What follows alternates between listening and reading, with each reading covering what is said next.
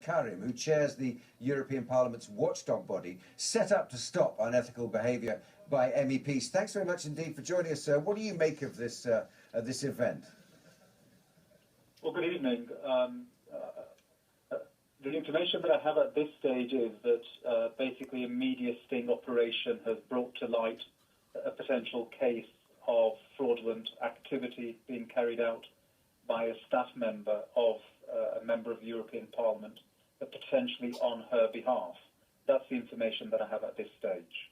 Yeah, that's the information that we have as well. The issue in it of allegedly repatriating EU funds being a justification for it happening. Is that an attitude you're familiar with?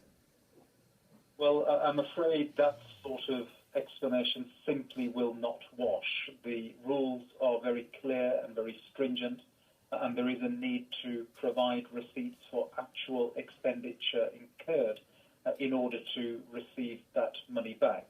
And if there has, in effect, been a falsification of the amount on a receipt, which appears to be the case here, then that is clearly a breach of the rules and a potential criminal offence.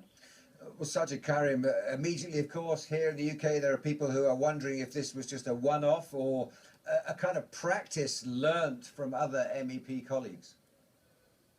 Well, I certainly do not believe that this is an activity that is widespread so far as the European Parliament is concerned. However, I think for the sake of making sure that everything is done to allow the public at large to feel confident that taxpayers' money is being used in an appropriate way, a very wide-ranging investigation ought to be launched.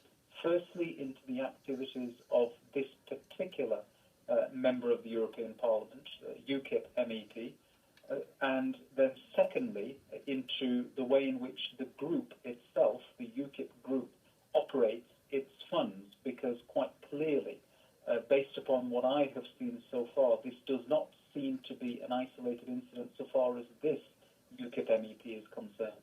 And therefore I think it's only right that a much wider investigation into UKIP's activities and the way that they operate their funding is carried out. Sajjad Karim, thanks very much indeed for joining us tonight on Sky News. My pleasure.